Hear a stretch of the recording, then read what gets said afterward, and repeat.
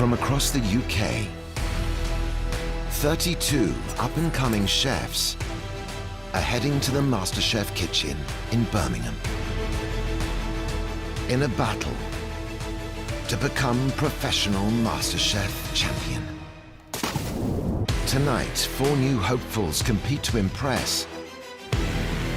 MasterChef judge Matt Tebbutt, renowned chef Monica Goletti, and culinary legend Marcus Waring. I've watched this for years and obviously have thought about myself in the competition, but I'm here now and I can't quite believe it still. This moment is huge for me, for my career. I'm ready. I've got the chef lights on. I'm excited. I'm ready to go. Yeah. When I cook for my friends or for my family, they always say that it's good, that it's great, but it's the same as when your mother tells you that you are beautiful. I want to get out of my comfort zone and just unapologetically be myself. Who has got what it takes to set this competition alight? It's time to discover a new culinary superstar.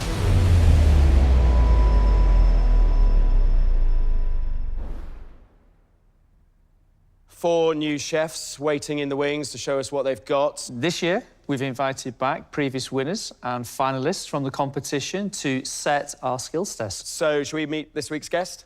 Absolutely, let's bring him in.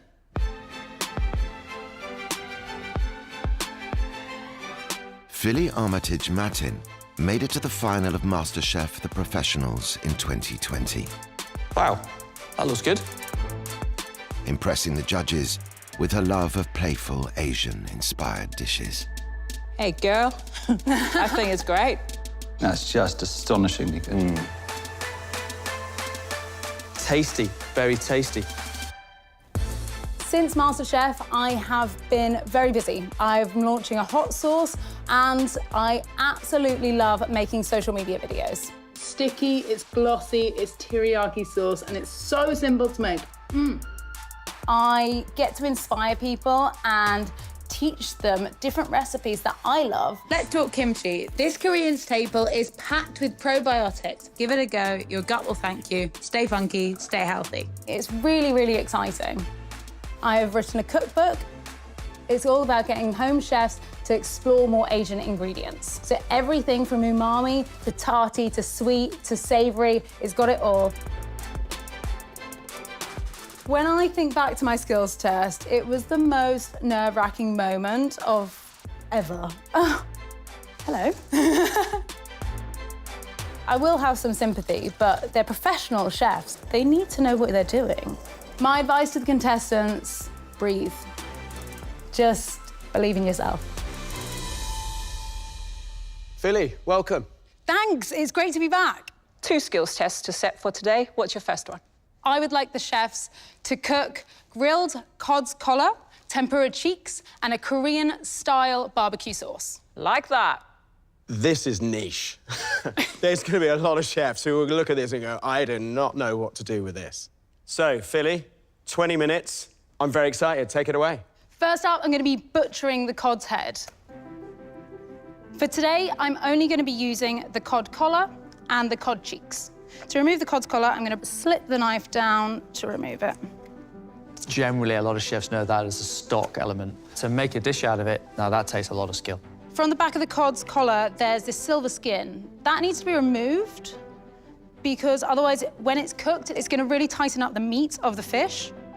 So, Philli, where does the inspiration come from? It was one of my first restaurants I was working at, and one of the Chinese chefs made the cod's head. And the moment I tasted this buttery, meaty fish, I couldn't believe that this can be the star of the show. I removed the cod collars, now I'll remove the cheeks. So you can feel a small little piece of flesh, and then insert your knife. The cod cheeks, you do need to go in quite deep. You can get quite chunky bits of cod cheek. They're firm, yet tender. Yeah. Delicious part of the fish. 2 cheeks are now removed. This can be used for stock later. Now I'm gonna make a Korean-style barbecue sauce. Gochujang, which is gonna be the base. It's a Korean red pepper paste. It's one of my favorites. So it is quite spicy, but it's got a true umami flavor to it that you can't cheat. Then a bit of ketchup brown sugar, adding a bit of honey, rice vinegar and soy. And I want the chefs to taste as they go and balance this. It's got to have sweetness with sharpness in it, and you want a bit of acidity, right? Exactly. So my little added extra touch is adding a bit of butter at the end. Butter's going to mellow all those flavours out a lot as well, aren't they? Exactly. And is this sauce going on your cod's cheek? This sauce will sit alongside the cod's tempura as a little cod nugget dipping sauce. OK. Next, I'm going to prepare my cod's collar ready for grilling. Just a bit of veg oil, salt and pepper. That's all it needs. And then straight under the salamander. That'll take about 5 minutes. I want it to be grilled to golden perfection. While that cooks, I'm going to be making a tempura batter for my cod's cheeks. Corn flour, plain flour, a pinch of bicarb, and then for the liquid, I'm going to be using sparkling water. It's going to create that really light, crispy batter. All chefs should know how to make tempura batter. It's got to be crispy. Yeah, and you want a texture of the batter that's quite light and runny, almost like double cream. So I'm going to add my cod's cheek into the batter. When it hits the hot oil, you want to wave the cod's cheek so that it doesn't stick to the basket of the fryer. When you're cooking something like a cheek in tempura, it's the chef's intuition to understand whether it's cooked or not. Little colour. You don't want a lot of colour there.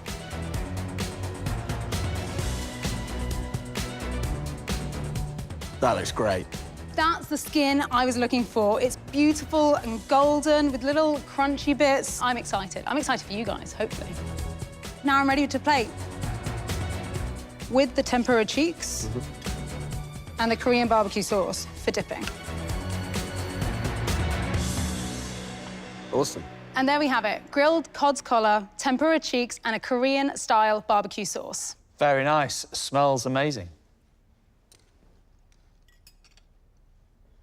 It's a really good piece of meat, this. It's dense, it's flaky. I think it's great. I love it. The cheeks have got the right crunch to it. The sauce, bit of warmth from the gochujang chilies, bit of sharpness in there, of course, the sweetness. Delightful. There's no two ways about it. The cod's head is going to be intimidating. It's finding the cheek. You've got to really search for it. And, of course, the collar. I mean, how many chefs are going to know how to cook a collar? We'll see. We'll see. Philli, I love that. That was a great test. Now you go and watch from behind and come and join us again in the tasting. Thanks. This could get interesting. Guys, let's get our first chef in.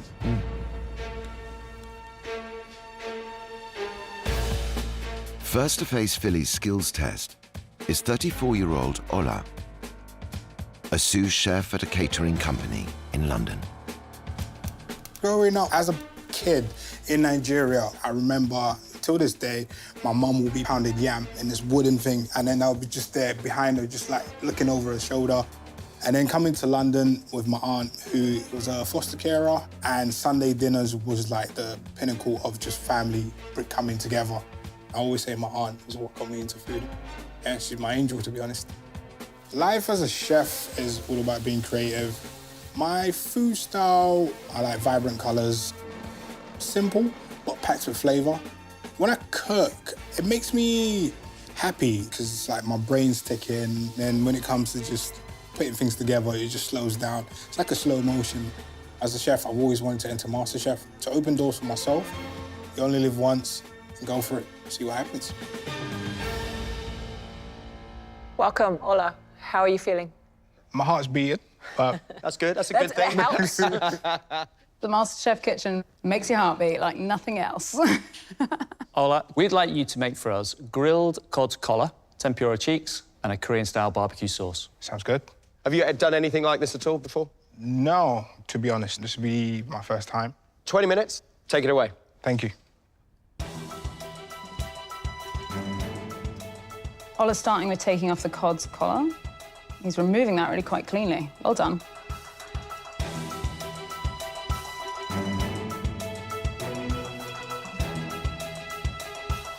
Ooh, does he know where the cheeks are? They're right here. Use your face. Ola, cheeks. Yes, struggling to... Just think, stop for a minute and think cheeks. Where are your cheeks going to be at on a fish? Here. There you go. Yes, come on, that's where the cheeks are. It's not an easy task if you haven't done this before. You're just kind of thinking your way through. Yeah, just feeling my way through, getting there in the end. Looks like you got it. So you've removed the collar, you've got the cheeks out, which is a great start. What's next? Thinking season the cod. What are we going to do with the collar? Remember, we've got to have it grilled. We have to grill it. So I ideally want to take the membranes, all these off. He's removing the sinew really cleanly. I think he's getting into the flow of the skills test. Tell us what inspired you to become a chef. As I was younger, I didn't want to go to Sunday school, and my aunt would get me in the kitchen, peeling potatoes, and it just started from there for me. You were on spud duty. Did you get promoted? Did she promote you? Yeah, eventually I got picked to do the seasoning. Nice one. What's your plan going forward? The batter I want to make. OK, Ola, you are coming up to halfway through now. Halfway through. Have you made a tempura batter before? Yes, chef. Got plain flour, corn flour, and some bicarbonate. Finishing with sparkling water. He's really whisking the batter. I hope it's not overworked. I really want a light, airy, crispy batter. What sort of style of cooking do you enjoy most? I love fine dining. My end goal is to be a private chef. OK, cool. What are you making now? I just want to make a dressing for the collar. Interesting that he's going to marinate the cod. I hope it doesn't burn. You've got about 8 minutes left, so you're really going to have to start moving.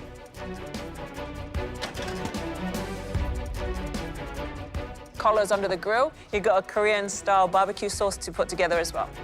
Ketchup, brown sugar, bit of gochujang just to give it a bit more kick. Right. And then just finish it with the spring onions, a bit of garnish. And is this in the style of your sort of cooking? Flavour-wise, yes. Punchy, sweet. I haven't seen him taste it yet. I really hope it's balanced.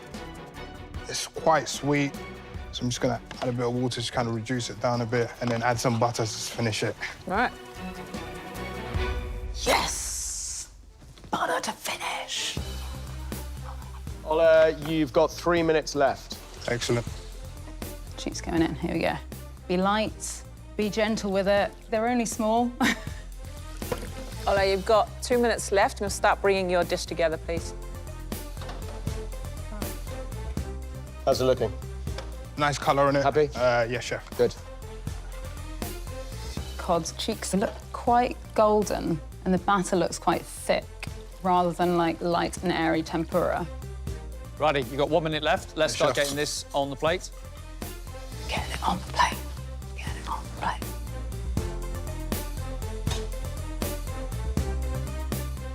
Quick, the sauce in. Come on. That's it. Just in the nick of time.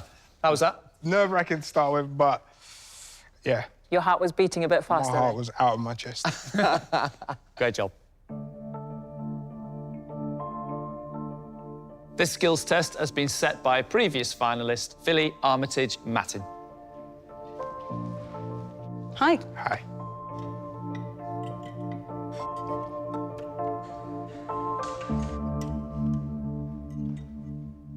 Great attempt. Very good that you worked your way through it. Your batter a little bit on the thick side. It's almost like a chip shop batter nice. rather than a tempura batter. But I love the crunchiness of it and the cooking of the cheek. Overall, very impressed. Thank you, Well chef.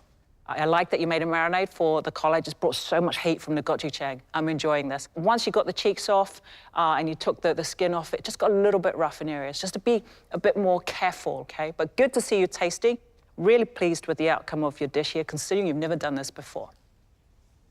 The Korean barbecue sauce, I absolutely screamed when you added the butter. I love finishing my Korean barbecue sauce with a bit of butter. You could taste the gochujang, the vinegar, it all comes together, and it's so tasty. Thank you so much, and well done on your skills test. Thank you. I think the whole thing overall is a very, very good dish. So I look forward to seeing what you got next. Go and take a break. Thank you, chef. My chillness went out the window as soon as I walked into that and saw the cod cheeks. It was, yeah, whew, it was a lot. Next up is 38-year-old chef de partie and former chemist Chris, who works at a one-Michelin star restaurant in Norfolk.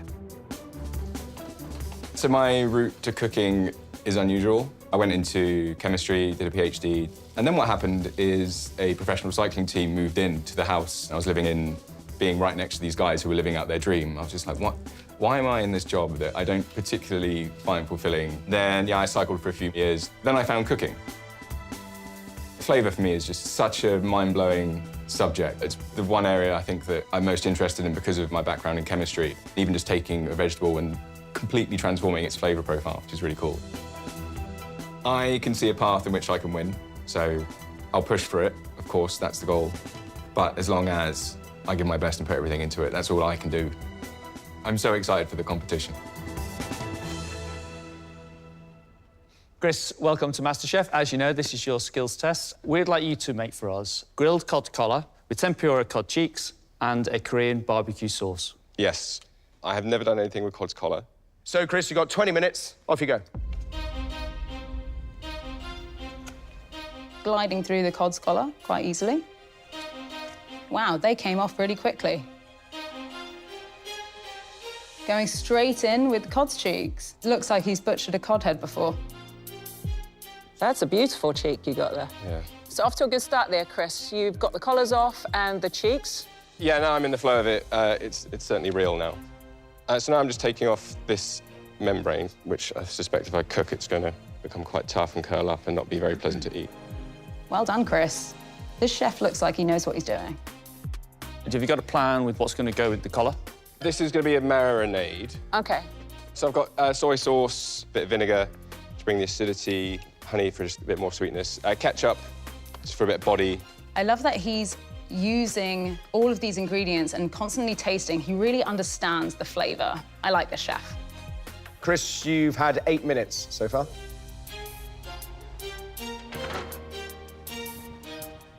Right, so now I'm going to do the cod's cheeks. Chris, why MasterChef? Why are you here? I love being uncomfortable. Oh, you came to the right place. Yeah, I mean, I'm not disappointed. Looks like he's starting to make his tempura batter. Chris, how long have you been cooking? Yeah, I started when I was 30. Really? What were you doing before then? I've jumped around a bit. I started off as a chemist, went through to do a PhD and then into research. OK. I had a brief career as a professional cyclist. You've been busy. Yeah. What sort of distances were you doing? Thousands of miles, stage races. The longest day was sort of 250 kilometres. Wow. From there, yeah, I was watching MasterChef, saw, the energy and the rush. I thought, that's for me. I need to go and give that a go. It's the best job in the world. I've done a few of them, it's yeah. Without question. Can you tell me what you've got in your Korean-inspired barbecue sauce there? Gochujang is the base, gives it a really nice body. And then, yeah, honey. I put a bit of butter in just to balance it out a bit. Oh, he's adding butter. Yeah! Come on, Chris. Right, Chris, you've got about 4 minutes left. You've got to get your cod's cheeks in the fryer. Yes. Tempura's done. Korean sauce is made. Your collar is under the salamander. Yes. Oh, taste. Yes. He's got everything coming together. So you've got a couple of minutes left. Is this as uncomfortable as you like it? Yeah, I'm in my element right here. Brilliant. A nice light colour on the tempura. Can you tell me when I've got 30 seconds? You've got 30 seconds. OK, coming back.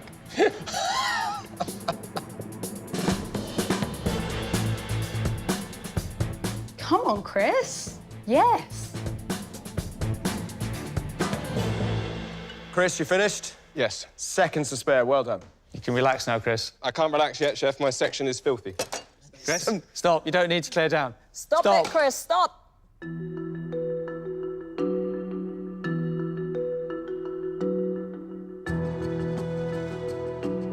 Hi, Chris. Hello, Chef.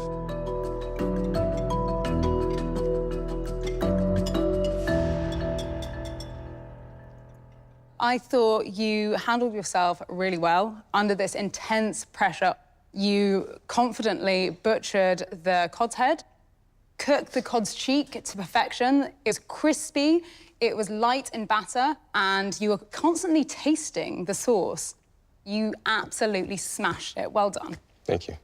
The cod's collar, I like that you made a marinade to really bring some flavour into it. Your sauce making, it's got a bit of heat in it. I like the vinegar touch that you've got in this. Beautiful working methods, clean, tidy, the professionalism of your butchery, and your tasting all the way through. You tick every single box that I personally look for in a chef. Overall, you've absolutely nailed it. Well, Chris, I mean, there was some very good feedback here. Our expectations now are very, very high. Trying to keep them low. Well, you failed. Look forward to seeing what you have next.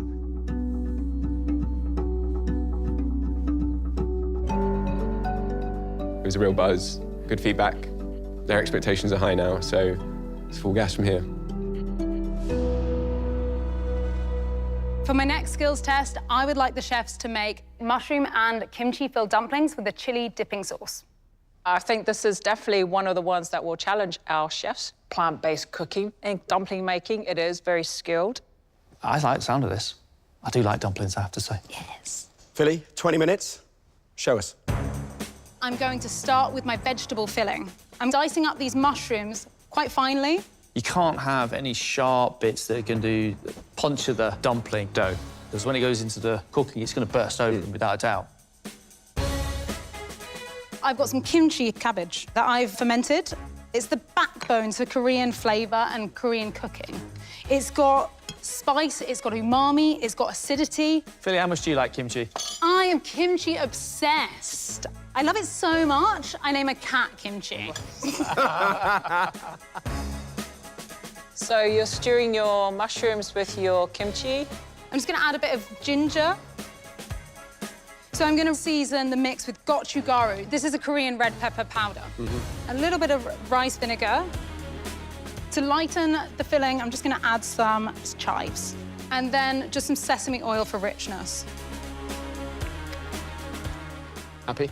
Yeah, you can really feel the flavour of the kimchi. The skill I want to see is balancing the dumpling filling. It's about heart and feeling and instinct. So we've got a cold tray. The filling has to cool down before you use it, otherwise the dumplings will split. I'm expecting the chefs to make some sort of chili dipping sauce. What their interpretation of it is up to them. I've chosen a crispy chili oil because you get a bit of crunch, loads of umami. The shallots and garlic are going to go into a pan, and I'm going to add cold vegetable oil. This is going to cook over a slow heat to take out the moisture and get them super crispy. So I've got some cinnamon and star anise. I'm going to be using a blend of gochujang, Korean red pepper chili powder, and Szechuan pepper. There's something quite medicinal about it. It can almost be quite numbing on your tongue. It's all about balancing the flavours. If you use too much Szechuan pepper, it can be a bit overpowering. But if you put too much chili pepper in, it's going to be super hot. Right, time to roll the dumplings. I've given the chefs dumpling dough ready to go, so they'll need to roll out the dough for the wrappers. They can also use the pasta maker at this stage. Did you learn this technique in a restaurant as well? I actually learned this technique in Shaolin, in China. Oh, really? I was huddled around a little wooden bench with grandmas. That day I realised that dumplings weren't like maths or science. It's all about feeling, and I hope the chefs use instinct today to roll out their dumplings. So the thickness, the transparency of the dough, how important is that? I want the dumpling wrapper to be quite thin, but it needs to be thick enough to hold the filling, but not thick enough that it's too much of a bite. Now, the chefs can choose any shape, as long as it's uniform. Today, I'm going to be doing a centre fold and then 3 folds from each side. You want to remove all the air from the dumpling before they're cooked. If there's any air pockets, it creates a bit of steam and then obviously pops the parcel open. Beautiful, aren't they? They are. It's a real art. Dumplings are made, time to get cooking. Good. So into a pan, I'm going to add a bit of oil. Crisp up the base in a pan, and then add a little bit of water, and then steam them in the pan with the lid on. Oh. So, Philly, you're literally doing them like a gyoza. Correct, yeah. Brilliant. And within a minute or so, it's cooked. Now it's time to plate. You can see the dumplings are perfectly golden underneath. I want them super hot, super crisp, and perfectly uniform. And there you have it, vegetable and kimchi-filled dumplings with a chili dipping sauce.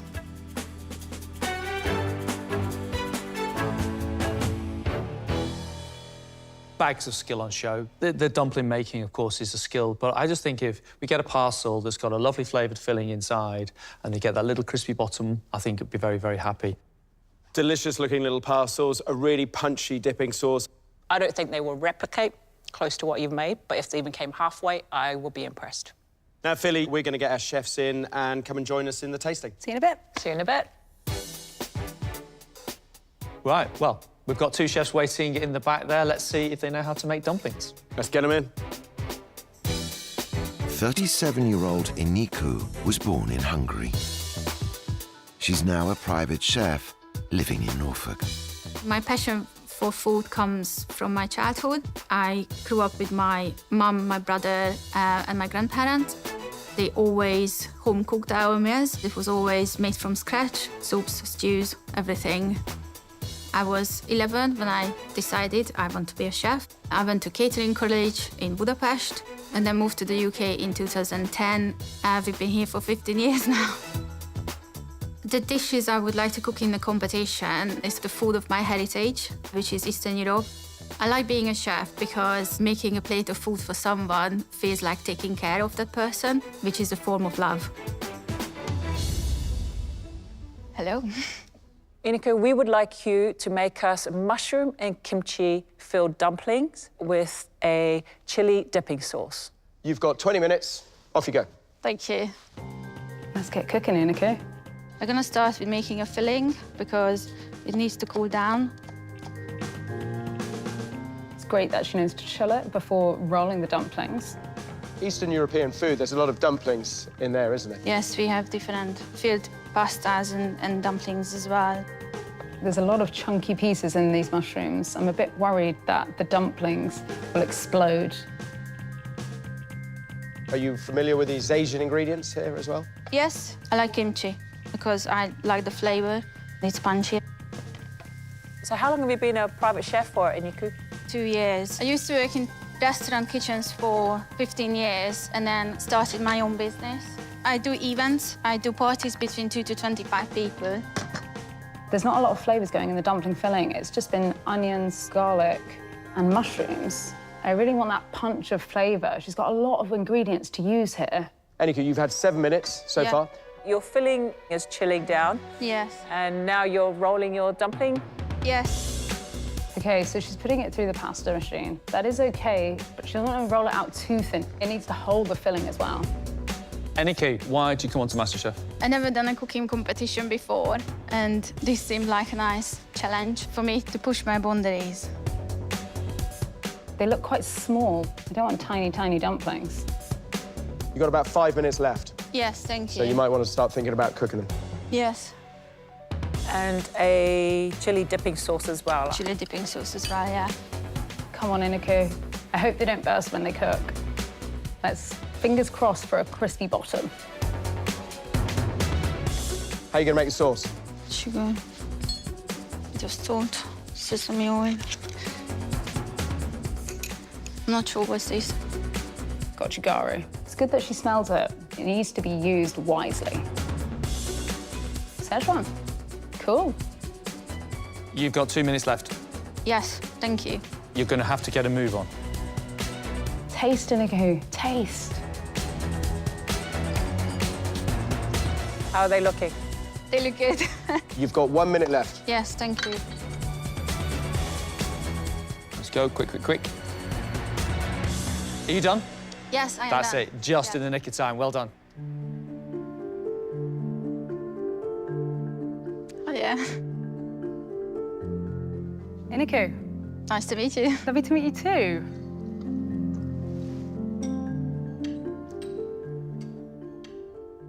You've used the pasta machine to roll out your dumplings, that's fine. But you did cut them very small. It's just very difficult to get proper filling in them. The dumpling wrappers could have burst because the filling is quite chunky. I didn't get much mushroom and I got a lot of kimchi. The sauce has loads of vinegar in it. I love that. It really offsets the flavour of the dumplings. Iniku, the dressing I think is good, but the filling, there's not enough. This is just a classic case of first time in the kitchen and nerves.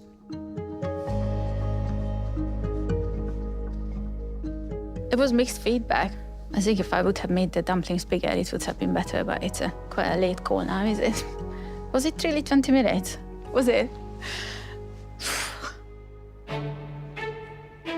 Last up is 37-year-old Gemma, who moved to the UK from Naples 11 years ago. She is now chef patron, working in the heart of Edinburgh. I work in a gastropub. This is just my winter job. During the summer, I run my own plant-based food truck. I love plant-based cooking. It's different. You need to create your own flavors, your own texture. Coming to the competition definitely is a way for me to explore my own style, but also it's a place for me to showcase plant-based cuisine and how good it can be. To be the first plant-based chef to win MasterChef, that would be amazing. Service, please. Gemma, welcome to MasterChef. How are you feeling? I think I've never been so nervous in my whole life, but here I am. 20 minutes, show us how it's done. The first thing I should do is the mix, so it has time to cool down. She's got a plan. I'm excited. You got some idea of what we're looking for? I made gyoza before, a few hundreds. A few hundred? Oh, this is nothing. I work in this hotel, and I had to do like 6 or 7 trays, so I hope the 4 I'm gonna make today, they're gonna be right. Just so you know, you've had 7 minutes so far. 7 minutes already? Okay, Gemma, Maria. What did you do before you became a chef? I was working in the army for a couple of years. It was a great experience, but definitely I'm happy to be out of there, because when you are in the army, you just have to follow orders. Were you a chef in the army? No. Basically, I was working with the cannons. Cannons? Yes, I shoot with the cannons. Yeah, it was very cool. There's no seasoning going into the filling. If she wants to season it later, I guess that's okay too. Right, Gemma, you're halfway. Yep. You've still got quite a bit of work to do. I know. Time's ticking, Gemma. Come on, you need to work quickly. Move. Okay, maybe I'm gonna give it a pass in the machine. I hope she's gonna roll that dough again. It looks a little thick. Gemma, you got about 6 minutes left, so you got to cook and make your dumplings. Yep. Come on, Gemma. Look at that. Looks like she's definitely folded a dumpling before. From here, they look great. Yeah. And then, what else? There's a dipping sauce, right? Yeah, dipping sauce. You've got 3 minutes. 3 minutes? Wow. I'm a little bit worried that it's going to be hot and salty with the soy sauce and the amount of chili she's used. Are you happy with the sauce? Too much salt. It's a lot of sugar, Gemma. Vinegar. Don't throw it away at the last minute. Gemma, you've got about 90 seconds. What? Yes. Yep. Coming up. Thank you. Okay, let me put this first here. All right, chuck. I really hope they're cooked. That's it, Gemma. Time's up. Doesn't look great, but I hope it's good. Okay. That was the finishing touch I needed.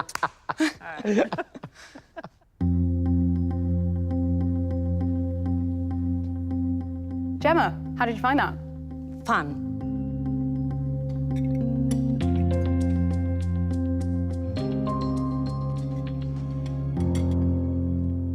I was really excited when you were folding the dumplings. It showed that you folded hundreds before. However, dumpling wrappers are quite thick. They would have cooked had you had the right amount of time. They are almost chewy and quite hard to eat. The dumpling filling is a little bit chunky, but actually quite tasty. The sauce making, yes, you've got the chili, but it's got an uncomfortable graininess. The sugar hasn't dissolved into it, and there's a bit of bite, which is unpleasant. It was good to see you got 4 of them up, beautifully folded, but they could have been made a touch better, and I think you know that. Gemma, bit of a mixed bag, but I love your enthusiasm, and I look forward to seeing what you've got for us next.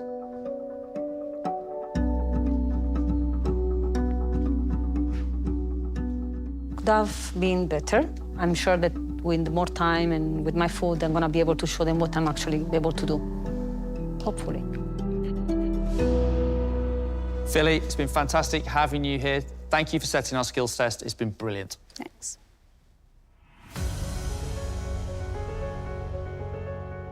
Four different chefs. We've got some very exciting personalities in this kitchen. You've got the cod's head. I thought those two chefs did a great job. The other two chefs with dumplings, we have both of them that knew what they were doing, but there were issues. Now they're going to tackle their own dish, a dish they've been practicing. I'm really looking forward to this next round. Me too.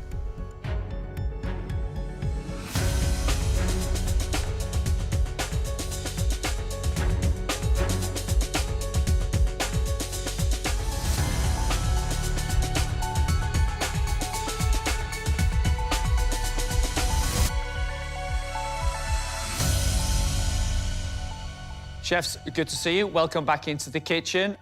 Skills test is over, it's done. This is where the competition really gets going.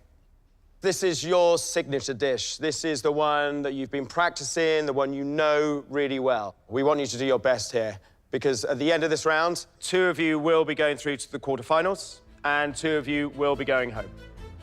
Chefs, cook your hearts out. 1 hour and 30 minutes. Off you go.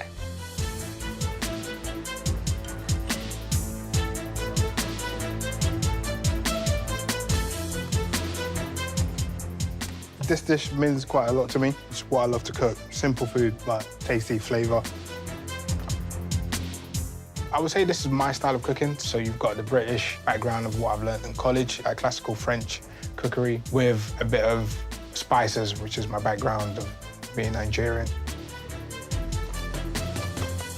Hola, signature round. Yes. Tell us, what are you cooking? Fillet of beef with fondant potato, carrot puree, and a spiced red wine jus to go with it. Simple British ingredients with a bit of olla in there.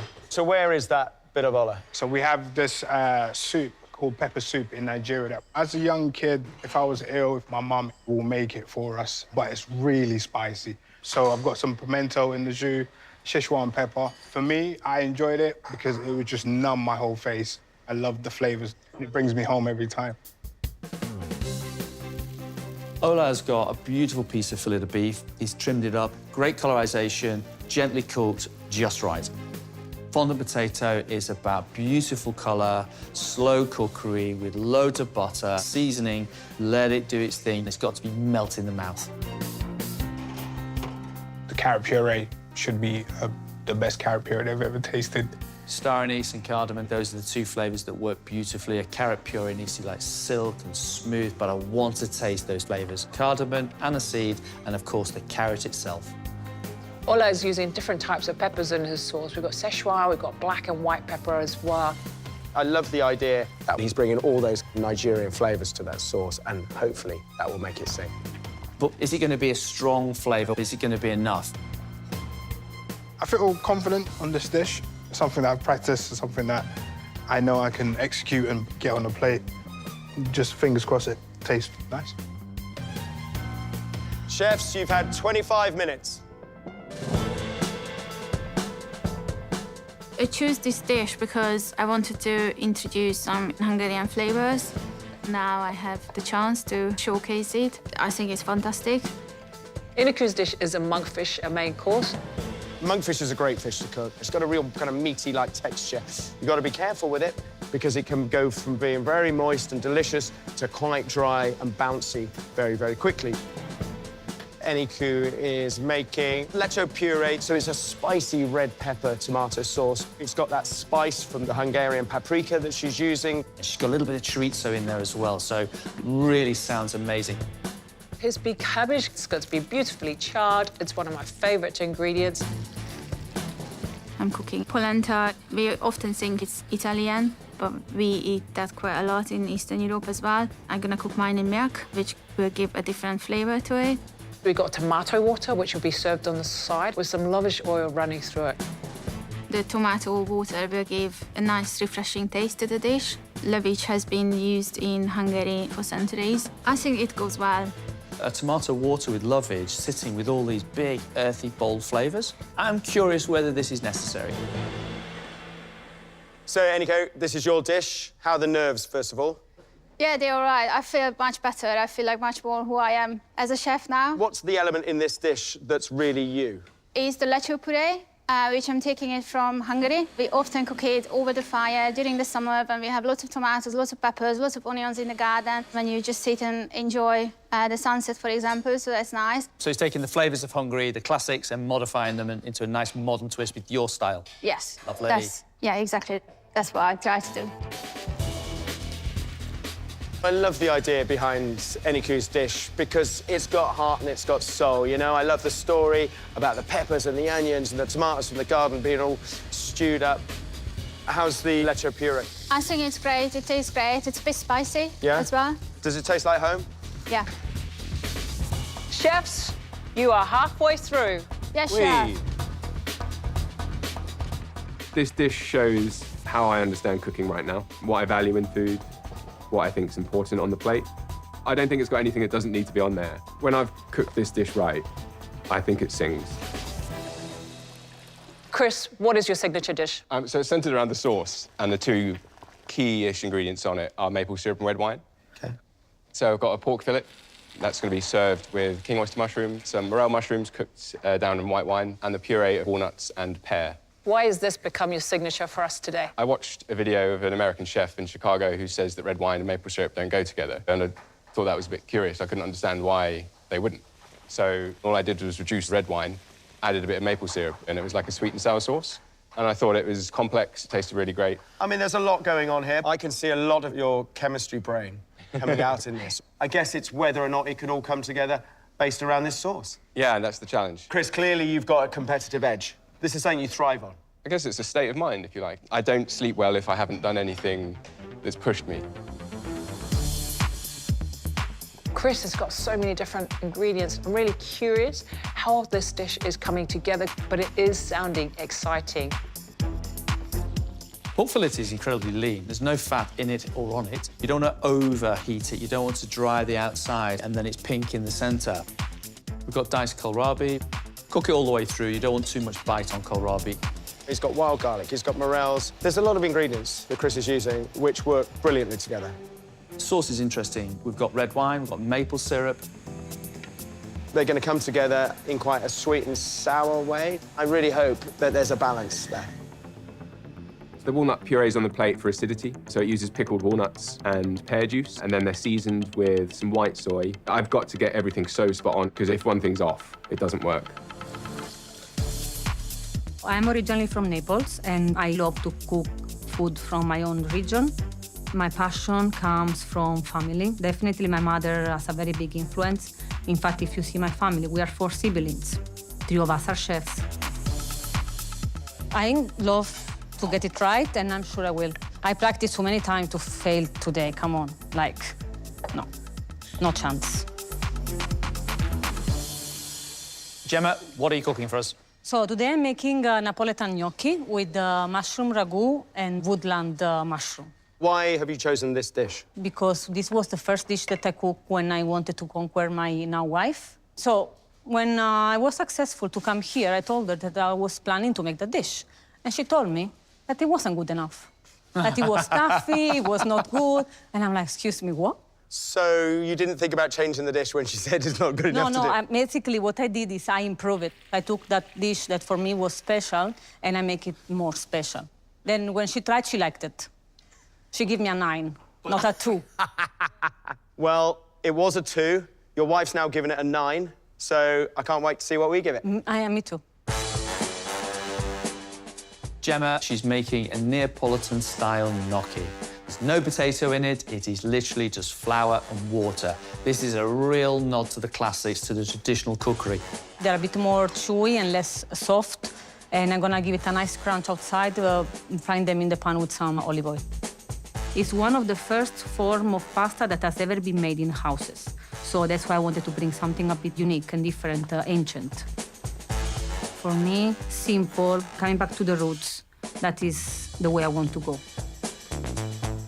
Gemma's going to make sure that this gnocchi is worked together while it's hot so that the dough is not too dense. You don't want lumps of flour that's running through it. So we've also got a tuile, which is being made from einkorn flour, which is an ancient grain. It's kind of salty and mimic the effect of the Parmesan. Now, this is a new one on me. I'll be interested to know what that tastes like. And she's also making this lovely mushroom ragu. I have a few mushrooms to prep, yes. I try to squeeze in as many mushrooms as I can. Hoping that the ragu's got real body and earthiness of the mushrooms with it. And it's about cooking them down so you've got maximum flavour. We've got henna the wood mushrooms that she's crushing them down so they're almost sort of crunchy and crispy on the outside. And just to finish the dish, we've also got some crispy sage as well, which I love. Gemma's dish sounds very rustic, very traditional, which I ordinarily love. However, can she elevate it for the MasterChef kitchen? I hope so. OK, chefs, you've got 15 minutes left, OK? 15 minutes.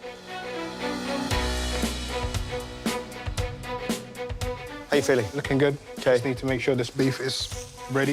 It's been roasted. I've seared it off, roasted it off, and then now I'm just going to add some butter into it, some garlic. Just baste it. Finish it up and baste it, and then just allow it to rest for the last 10 minutes. I've got a lot to do. Can't afford to slow down. The emulsion, the liquid is there. I just need to emulsify some butter into it, blanch the garnish, and then start to plate. I want the gnocchi to be very nice and crispy outside and soft inside. Molto bene, molto bene. What do you got to do now? Finish the polenta. Monkfish is almost done, and then plate up. All in control? Yes, all in Great. control. Yeah. Good to see. Right, chefs, you've got 5 minutes left. If you haven't started plating up now, you need to get a move on.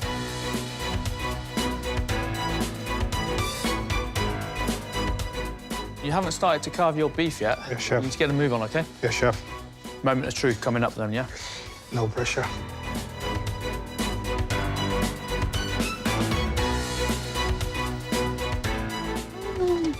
Oh, are we okay? Yeah, the puree was too hot in the squeezy bottle. Let's go. A minute or two left. Yeah.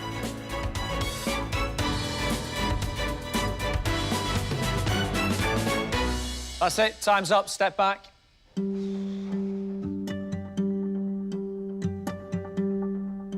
Ola, come forward, please. Sous Chef Ola's signature dish is a roast fillet of beef with a carrot puree flavoured with cardamom and star anise, fondant potato and charred leeks, served with a red wine jus spiced with pimento and Szechuan pepper. Ola, presentation, very neat, very precise.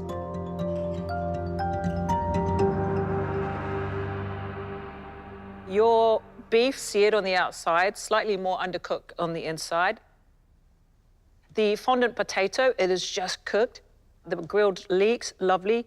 The sauce was inspired by a Nigerian pepper soup, and sort of that's what I was expecting. And it's not got that hit of heat that I was hoping for. You've downplayed it a little bit, and that's a shame because that's the one thing I was looking forward to.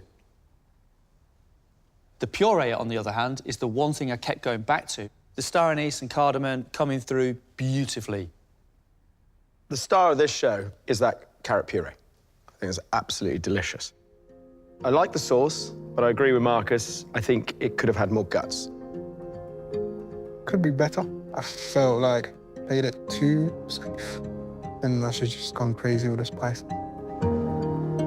Inspired by her Hungarian heritage, private chef Iniku has served roasted monkfish with charred hispy cabbage, a lecho puree made with tomatoes, peppers, and chorizo, fried polenta topped with yellow pepper and sea herbs, served with a tomato water split with lovage oil.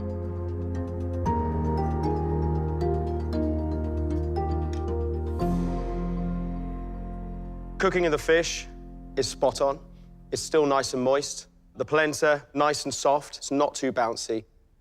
The red pepper and tomato puree is particularly delicious. Thank you very much.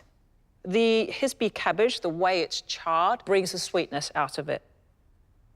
The saltiness from the sea vegetable, it's great. However, the tomato water with the lovage oil on it, it's a drink on the side for me. On the plate here, it's just washed away and it has no place. Polenta, lovely and soft, a little bit of crunchiness on the outside. Touch more seasoning would be good.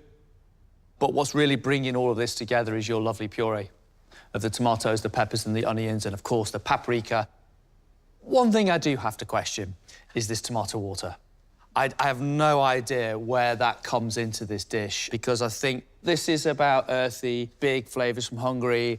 I'm not enjoying the water. Standing in front of the judges is the most intimidating feeling of the entire world. Mixed feedback, but I think tomato water, it can be a preference. But yeah, I feel relieved I can breathe now, which is good. Chef de partie Chris's signature dish is pork fillet, with king oyster mushroom topped with a bacon, almond, and wild garlic caper crumb, morel mushrooms, poached kohlrabi, spinach, and a walnut and pickled pear puree, served with a red wine and maple syrup jus.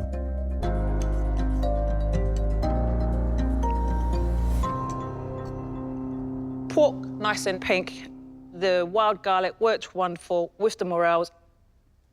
This puree of pickled walnuts and pear, I find like a fun ketchup. There were things I was looking forward to in this sauce that I'm not getting. I'm not getting maple. Be brave, put a bit more in it. Love the greenery, love the presentation. Your cooking of the pork is excellent. The puree of walnuts, it's big, it's powerful, it's bold. When you eat it with the kohlrabi and the vegetables, it's fabulous, it's delicious. Kohlrabi, nice kind of freshness, nice bite. I love the morels, obviously it works very nicely with pork. The sauce is good, but like Monica says, it lacks just a little bit more. Overall, it's a good dish. A little bit shell-shocked. I mean, excellent feedback. Like, there's so much for me to take away from that. The pork was good. You know, I was really happy with the cuisine. I just should have been braver with the maple syrup. Well. Chef Patron Gemma's signature plant-based dish is sautéed Neapolitan gnocchi with a portobello and chestnut mushroom ragu, served with seared forest mushrooms, crispy sage, Einkorn-Chialda, an ancient wheat tuile, and a wild garlic oil.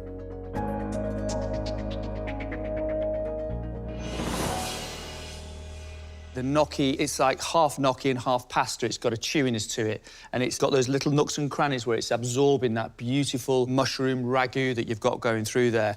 The ragu, you've really captured the earthiness of the mushrooms, and then the crunchy, crispy mushrooms, excellent.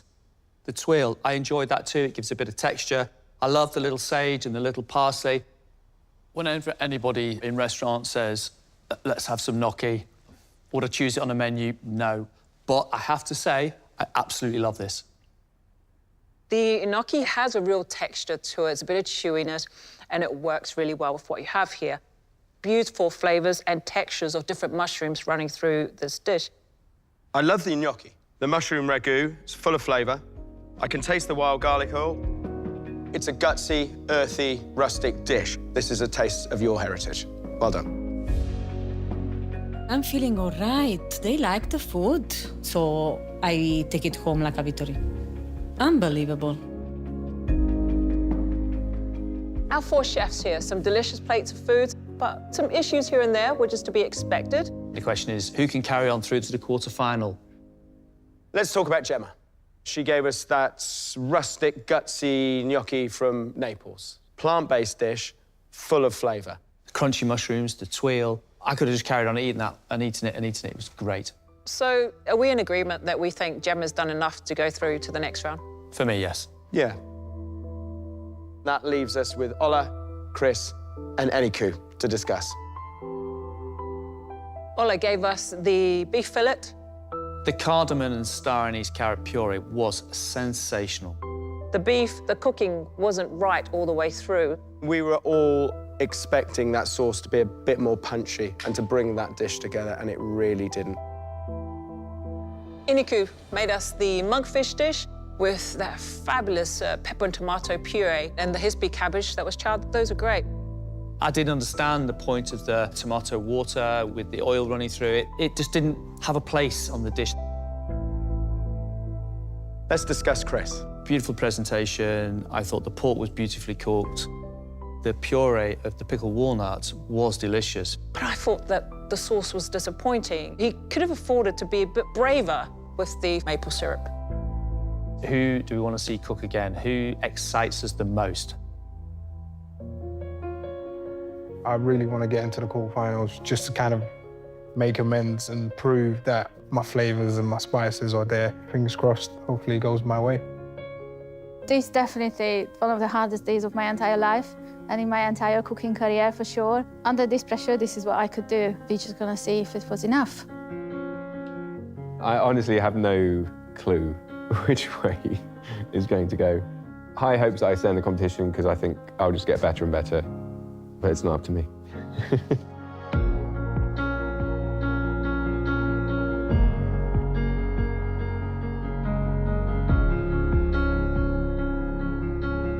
It's been a really tough day. We know you cooked your hearts out. We know what this means to you, and we've had a lot to discuss.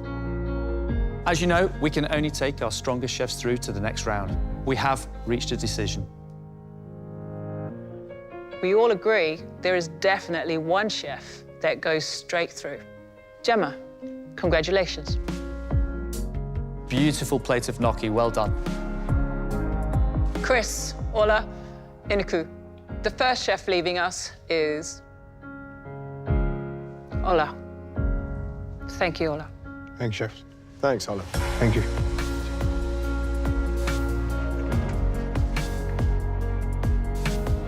The second chef leaving us is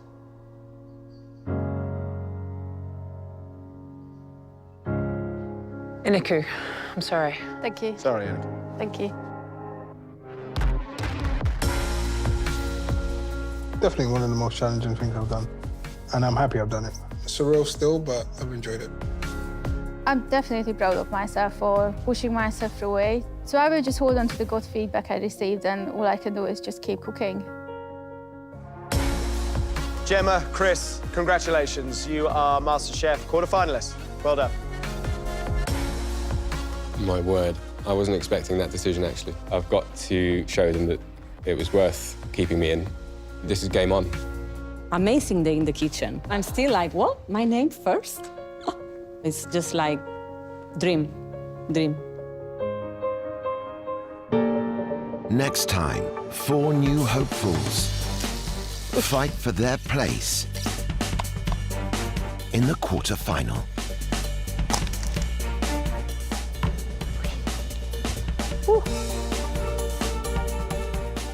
Love this dish. I could eat all of it. And some more.